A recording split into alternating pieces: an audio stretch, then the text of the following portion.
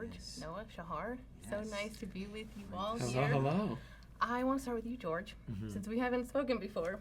So I've watched part 1 of season 5 already, and it seems like John, along with Mary, are kind of the only disciples really picking up what Jesus is kind of saying, what he's saying, Yes. and they're kind of understanding. Can you tell me a little bit more about where we find John in season 5?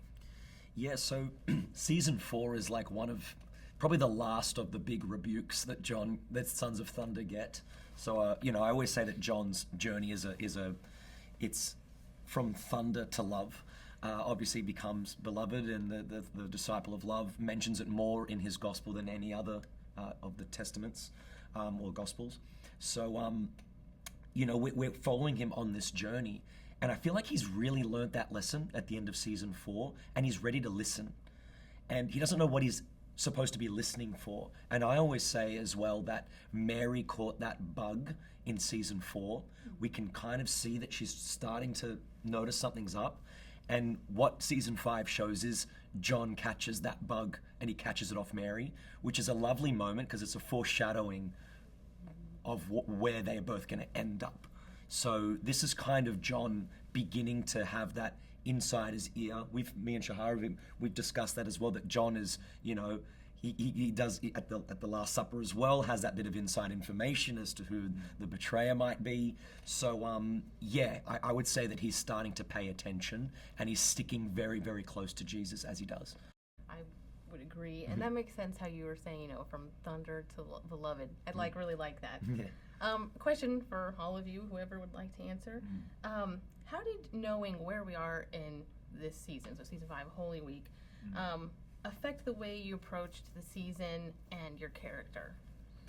I think that honestly, because of the truncated amount of time, there is a chaotic nature to the season. There's this sense that things are crumbling all around us quite quickly, and it's really alarming because even when things have gotten bad or scary in other seasons, that's over months of time. And here we're like, it could be midnight and the disciples are up late at night going, did he really go into the marketplace? And you see the sort of repercussions of the circumstance falling the way that it does. And I think that's so fun, and we really wanted to bring that sort of spark of energy to it, that it felt like really no one knew where we were headed.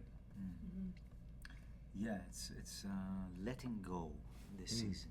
That's kind of what the preparation is, to not prepare. It's to know that the control is out of your hands.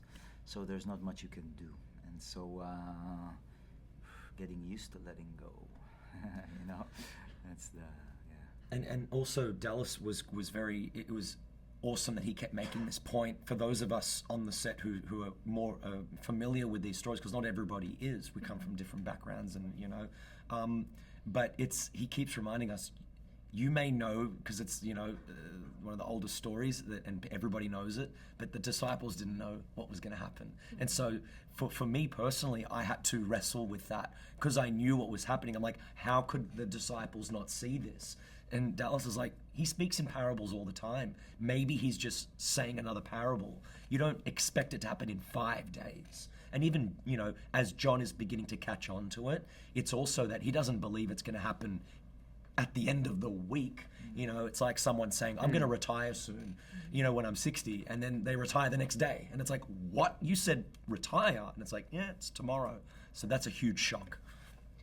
Shahar, a question for you, because we see in part 1, Jesus tells Peter, "You're going to betray me." Sure. How is Peter taking that? He doesn't believe it.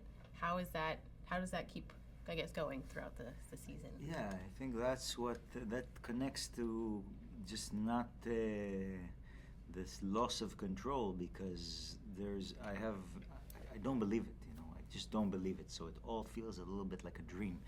The whole Last Supper is kind of portrayed a little bit like a dream. It all moves, from the way the camera moves to the way the characters are. It almost feels like, it's a dream sequence, because it all feels very unreal. Like, it doesn't make, what he's saying to me cannot make sense in that moment. And seeing him in the market, us rushing and seeing what he does in the market just doesn't make sense in that moment. We haven't seen that color from him ever until today, until that moment. So I think nothing makes sense.